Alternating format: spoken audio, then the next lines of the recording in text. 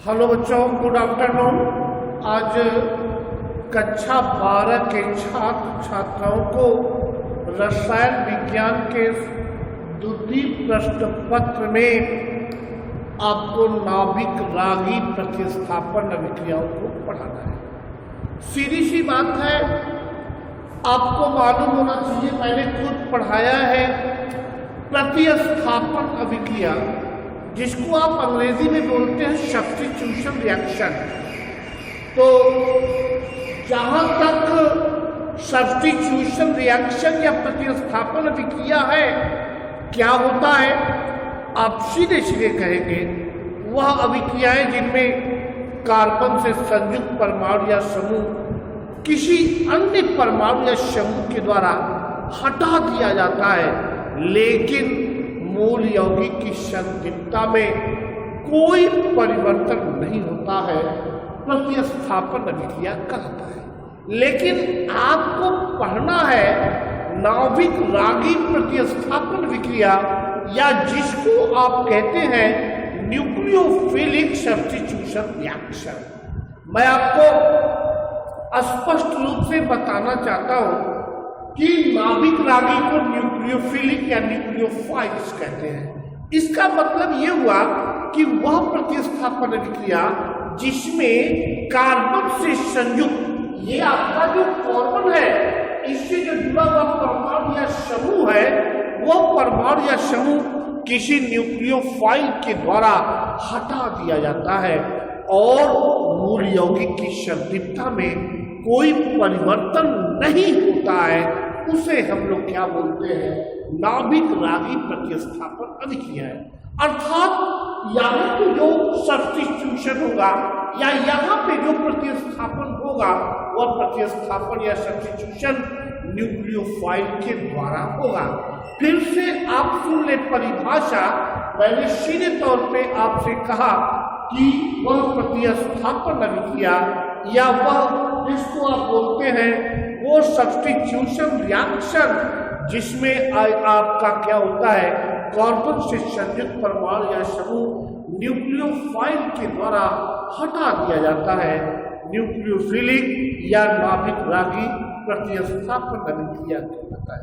अर्थात आपको एक लाइन का आशय हुआ या आप एक लाइन का थ्योरम कहेंगे, वह प्रतिस्थापन अभिक्रिया जिसमें कार्बन से संयुक्त परमाणु या समूह न्यूक्लियोफाइल या नाभिक रागी के द्वारा हटाया जाता है और मूल यौगिक की संदिग्धता में कोई परिवर्तन नहीं होता है, नाभिक रागी प्रतिस्थापन अभिक्रिया करते हैं। इसी क्रम में मैं आपको बताना चाहता हूं कि न्यूक्लियोफिलिक सब्स्टिट्यूशन या सब्स्टिट्यूशन या न्यूक्लियोफिलिक, इसका मतलब ये हुआ कि नाभिक रागी प्रतिस्थापन अभिक्रिया को हम यस सफिक्स या थोड़ा सा नीचे लिखा होगा, इससे प्रदर्शित करते हैं। आपको मैं बताना चाहता हूं कि न्यूक्लियोफिलिक सब्स्टिट्यूशन रिएक्शन मुख्य रूप से दो प्रकार का होता है। पहला आपका द्विअणुक नाभिक रागी प्रतिस्थापन अभिक्रिया, दूसरा आपका एकाणुक नाभिक रागी प्रतिस्थापन अभिक्रिया। अभी मैं आपको बताऊंगा कि द्विअणुक नाभिक रागी प्रतिस्थापन अभिक्रिया में क्या होता है और एकाणुक नाभिक रागी प्रतिस्थापन अभिक्रिया में क्या होता है।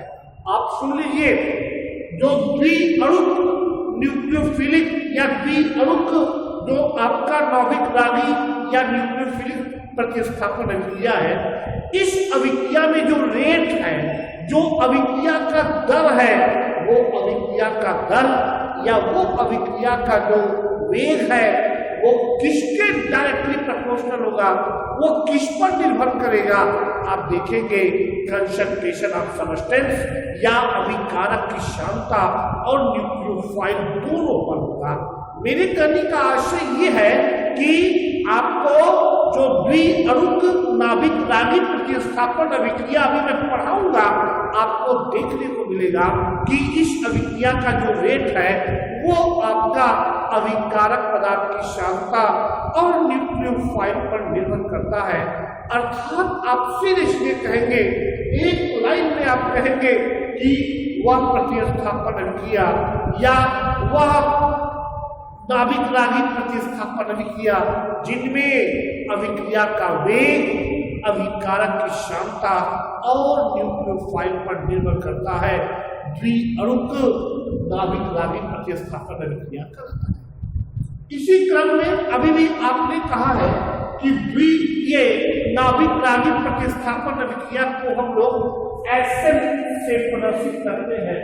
द्विअणुक का मतलब क्या हो गया, इसके पावर 2, इसका मतलब ये हो गया कि द्विअणुक नाभिक रागी प्रतिस्थापन अभिक्रिया को SN2 से क्या करते हैं, प्रदर्शित करते हैं। इसी क्रम में अगला रिएक्शन एकाणुक नाभिक रागी प्रतिस्थापन अभिक्रिया।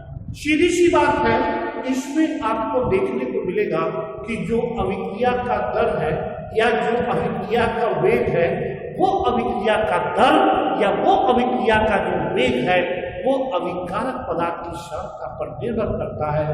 मेरे कहने का साफ साफ आशय है या मेरे कहने का साफ साफ अर्थ है, इससे एक्स्ट्रा मैं कुछ भी नहीं कर सकता। यहाँ पर आपको देखने को मिलेगा वह नाभिक रागी प्रतिस्थापन अभिक्रिया जिनमें अभिक्रिया का वेग केवल अभिकारक पदार्थ की क्षमता पर निर्भर करता है, उसे एकाणुक नाभिक रागी प्रतिस्थापन अभिक्रिया कहते हैं। इसी क्रम में इसको मीन्स एकाणुक नाभिक रागी प्रतिस्थापन अभिक्रिया को SN1 से क्या करते हैं, SN1 से प्रदर्शित करते हैं। मैं आपको स्पष्ट रूप से बता दूं कि इस तरह से मैंने आपको परिभाषा क्लियर कर दिया, लेकिन आपको परिभाषा के बाद अभी जब इसका एग्जाम्पल और इसका मैकेनिज्म मैं दूंगा तो आप देखेंगे कि वास्तव में एकदम आईने की तरह क्लियर हो जाएगा कि जो आपका SN2 में जो रेट है वो कैसे अभिकारक की क्षमता न्यूक्लियोफाइल पर निर्भर करता है और SN1 में कैसे रेट जो है या अभिक्रिया का जो दर है वो कैसे आपका जो है वनली अभिकारक की क्षमता पर निर्भर करता है। हमारी बात को आप फिर से सुन लें। आपको मैं अभी फिर से एक बार परिभाषा बता दूं जो समझाया है मैंने, और आप कैसे लिखेंगे ये भी जानते हैं। नाभिक रागी प्रतिस्थापन अभिक्रिया या सिंपल सी बात है, आप लिखेंगे वे प्रतिस्थापन अभिक्रिया जिसमें कार्बन से संयुक्त परमाणु या समूह न्यूक्लियोफाइल या नाभिक रागी के द्वारा हटाया जाता है और मूल यौगिक की संतृप्तता में कोई परिवर्तन नहीं होता है, नाभिक रागी प्रतिस्थापन अभिक्रिया कहलाता है। इसी क्रम में आप लिखेंगे कि यह दो प्रकार का होता है। पहला द्विअणुक नाभिक रागी प्रतिस्थापन अभिक्रिया जिसको आप कहते हैं बाईमॉलिक्यूलर न्यूक्लियोफिलिक सब्स्टिट्यूशन रिएक्शन, और इसके बाद आप दूसरा पॉइंट लिखेंगे एकाणुक नाभिक रागी प्रतिस्थापन अभिक्रिया जिसको आप लोग कहते हैं यूनिमॉलिक्यूलर न्यूक्लियोफिलिक सब्स्टिट्यूशन रिएक्शन। आप हेडिंग डालेंगे द्विअणुक नाभिक रागी प्रतिस्थापन अभिक्रिया या अंडर ब्रैकेट आप लिखेंगे बाईमॉलिक्यूलर न्यूक्लियोफिलिक सब्स्टिट्यूशन रिएक्शन। आप लिखेंगे वह नाभिक रागी प्रतिस्थापन अभिक्रिया जिसमें अभिक्रिया का वेग अभिकारक की क्षमता और न्यूक्लियोफाइल पर निर्भर करता है। द्विअणुक नाभिक रागी प्रतिस्थापन अभिक्रिया कहलाता है। इसका बेस्ट एग्जाम्पल मेथिल क्लोराइड या मेथिल ब्रोमाइड का जली KOH या जली NaOH के द्वारा जल गठन। इसी क्रम में आप लिखेंगे इसे SN2 से प्रदर्शित करते हैं। इसके बाद आप दूसरा पॉइंट लिखेंगे एकाणुक नाभिक रागी प्रतिस्थापन अभिक्रिया या जिसको आप कहते हैं यूनिमॉलिक्यूलर न्यूक्लियोफिलिक सब्स्टिट्यूशन रिएक्शन। आप सीधे सीधे कहेंगे वह नाभिक रागी प्रतिस्थापन अभिक्रिया जिनमें अभिक्रिया का वेग जो है अभिकारक पदार्थ की क्षमता पर निर्भर करता है। एकाणुक नाभिक रागी प्रतिस्थापन अभिक्रिया कहलाता है। जैसे आप सीधे सीधे लिखेंगे टर्शियरी ब्यूटिल क्लोराइड या टर्शियरी ब्यूटिल ब्रोमाइड का जली KOH या जली NaOH के द्वारा जल अपघटन, और आप अंत में ये भी लिखेंगे एकाणुक नाभिक नाभिक प्रतिस्थापन अभिक्रिया को प्रायः SN1 से प्रदर्शित करती है। आ जाइए SN2 के पूरे डिटेल मैकेनिज्म पे मैंने आपको बताया कि इसका बेस्ट एग्जाम्पल क्या है। इसका बेस्ट एग्जाम्पल ये आपका CH3Cl जिसको आप मेथिल क्लोराइड कहते हैं। इस मेथिल क्लोराइड का आप जली KOH या इसको आप जली NaOH के द्वारा आप इसका चलन घटन कर दें। जब आप चलन घटन करेंगे तो ऐसे कंडीशन में आपको CH3OH जिसको आप लोग मेथनॉल कहते हैं या जिसको आप लोग कहते हैं ये मेथिल अल्कोहल है और इसी क्रम में KCl या NaCl ये आपका पृथक हो जाएगा। ये देख लें, अगर आप ध्यान से देखें तो यहाँ कार्बन से जुड़ा हुआ जो क्लोरीन है वो OH के द्वारा या हाइड्रोक्साइड आयन न्यूक्लियोफाइल के द्वारा हटा दिया जाता है। ये आपका SN2 है। अभी इसकी क्रियाविधि मैं आपको समझा दूंगा। क्रियाविधि और मैकेनिज्म आप अभी देखेंगे तो आप ये कह देंगे कि सर एकदम क्लियर है कि इस अभिक्रिया की क्रियाविधि से हमको ये निष्कर्ष मिल रहा है, एकदम आईने की तरह दिखाई दे रहा है कि अभिक्रिया का वेग जो है मेथिल क्लोराइड के सांद्रण और OH माइनस न्यूक्लियोफाइल पर निर्भर करता है। मैं आपको स्पष्ट रूप से मैकेनिज्म दिखाना चाहता हूँ। एक्चुअली मैं आपके सामने इसका क्रियाविधि या जिसको आप लोग अंग्रेजी में मैकेनिज्म बोलते हैं, मैकेनिज्म आपको मैं दिखा रहा हूँ। एक्चुअली ये मैं आपके सामने लिख रहा हूँ। नाउ यार CH3Cl का मैंने स्ट्रक्चर लिखा है या जिसको आप सिंपली लिख सकते हैं डायरेक्टली CH3Cl या जिसको आप ये कर लीजिए कि ये आपका मेथिल क्लोराइड है। इसके बाद मेथिल क्लोराइड में कार्बन और क्लोरीन के बीच का जो ये कोवैलेंट बॉन्ड है ये जैसे जैसे क्लोरीन की तरफ ब्रेक करेगा, क्योंकि सीधी सी बात है क्लोरीन का जो बिंदु क्रांतक मान है वो कार्बन की अपेक्षा अधिक है और इसी क्रम में ये आपका न्यूक्लियोफाइल या ये आपका जो हाइड्रोक्साइड आयन है ये उसी क्रम में धीरे धीरे इस पॉजिटिवली कार्बन पर या जिसको आप ये कर लीजिए आंशिक रूप से धनावेशित कार्बन पर ये न्यूक्लियोफाइल अटैक कर रहा है। आप देख लें एकदम क्लियर है।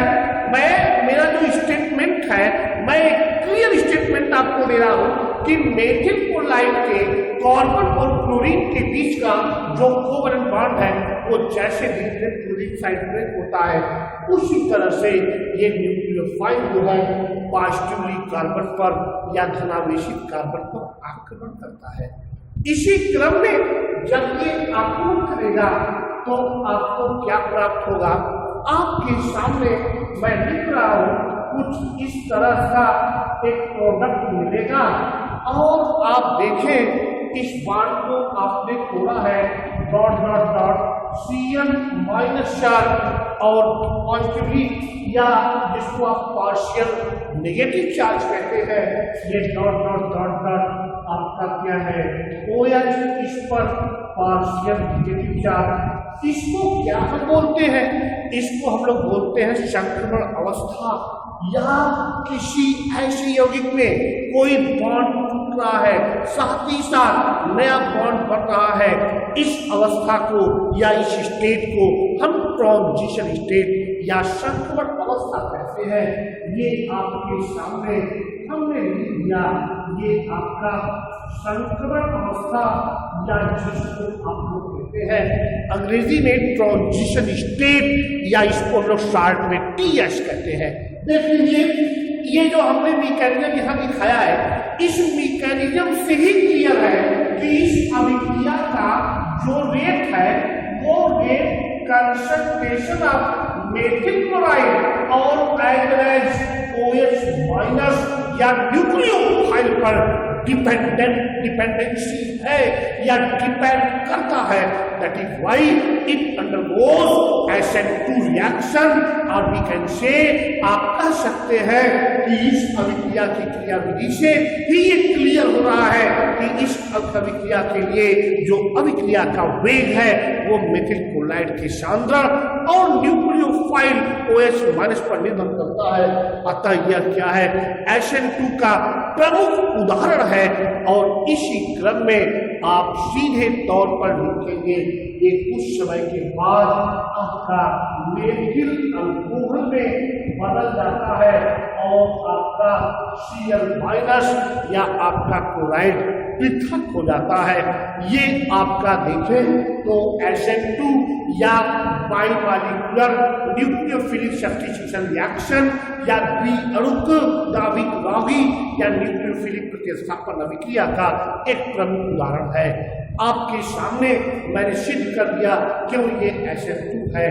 कैसे लिखेंगे फिर से आप सुन लीजिए। आप सीधे सीधे कहेंगे प्रतिस्थापन अभिक्रियाएं लिखेंगे, वे अभिक्रियाएं जिनमें कार्बन से संयुक्त परमाणु या समूह किसी न्यूक्लियोफाइल के द्वारा विस्थापित हो जाता है।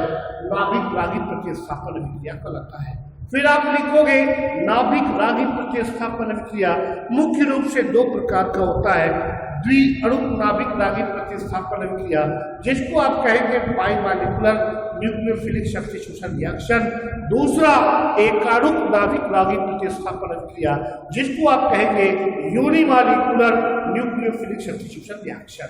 आप हेडिंग डालेंगे द्विअणुक नाभिक रागी प्रतिस्थापन अभिक्रिया, आप अंदर ब्रैकेट लिखेंगे बाइमॉलिक्यूलर न्यूक्लियोफिलिक सब्स्टिट्यूशन रिएक्शन। आप सीधे सीधे कहेंगे वे अभिक्रिया है जिनमें अभिक्रिया का वेग अभिकारक पदार्थ की शांतता और न्यूक्लियोफाइल पर निर्भर करता है। द्विअणुक नाभिक रागी प्रतिस्थापन अभिक्रिया कहलाता है। इसे प्रायः SN2 से प्रदर्शित करते हैं, जैसे मेथिल क्लोराइड का जली के OH के द्वारा जलन। इसी क्रम में आप दूसरा हेडिंग डालेंगे एकाणुक अभिक्रिया की, एकाणुक नाभिक रागी प्रतिस्थापन अभिक्रिया यूनिमॉलिक्यूलर न्यूक्लियोफिलिक सब्स्टिट्यूशन रिएक्शन। आप सीधे सीधे लिखेंगे वह नाभिक रागी प्रतिस्थापन अभिक्रिया जिनका वेग अभिकारक की शांतता पर केवल निर्भर करता है, उसे एकाणुक नाभिक रागी प्रतिस्थापन अभिक्रिया कहते हैं। इसे SN1 से प्रदर्शित करते हैं। इसी क्रम में आप हेडिंग डालेंगे द्विअणुक नाभिक रागी प्रतिस्थापन अभिक्रिया या जिसको आप कहते हैं बाइमॉलिक्यूलर न्यूक्लियोफिलिक सब्स्टिट्यूशन रिएक्शन। आप सीधे कहेंगे क्या लिखेंगे, आप लिखेंगे कि आप हेडिंग डालेंगे जल मेथिल क्लोराइड का जली KOH या जली NaOH द्वारा जलन घटना। आप ये रिएक्शन लिखेंगे। इसके बाद आप लिखेंगे कि क्रियाविधि उपरोक्त अभिक्रिया की क्रियाविधि निम्नवत है। आप नीचे इसको लिख देंगे और नीचे लिखने के बाद आप तुरंत लिखेंगे, क्या लिखेंगे बेटा, लिखेंगे कि उपरोक्त अभिक्रिया की क्रियाविधि से यह स्पष्ट है कि इस अभिक्रिया का वेग मेथिल क्लोराइड और OH- या न्यूक्लियोफाइल के सांद्रण पर निर्भर करता है। अतः ये अभिक्रिया SN2 के अंतर्गत या द्विअणुक नाभिक रागी प्रतिस्थापन अभिक्रिया के अंतर्गत। इसी क्रम में अब आपको मैं बता दूं, आपका जो अगला है या दूसरा एग्जाम्पल जो आपका है वो क्या है। दूसरा एग्जाम्पल जिसको आप कहते हैं बहुत क्लियर है, दूसरा एकाणुक या जिसको आप लोग कहते हैं यूनिमॉलिक्यूलर न्यूक्लियोफिलिक सब्स्टिट्यूशन रिएक्शन या जिसको आप लोग किससे प्रदर्शित करते हैं SN1। One means unimolecular, yes means substitution, या मीन्स न्यूक्लियोफिलिक रिएक्शन। तो आप ये कह सकते हैं यूनिमॉलिक्यूलर सब्स्टिट्यूशन न्यूक्लियोफिलिक रिएक्शन। मैं आपको बता दूं कि साफ साफ अभी भी मैंने कहा है इस अभिक्रिया के लिए जो अभिक्रिया का वेग है या वेग है वो कंसंट्रेशन ऑफ सबस्ट्रेट या जिसको आप लोग वेग रिएक्शन बोलते हो उस पर डिपेंड करता है। अर्थात आप सीधे कहोगे वह अभिक्रिया जिसका वेग केवल अभिकारक की क्षमता पर निर्भर करता है उसे एक नाभिक नाभिक प्रतिस्थापन प्रतिक्रिया कहते हैं। इसे SN1 से प्रदर्शित करते हैं।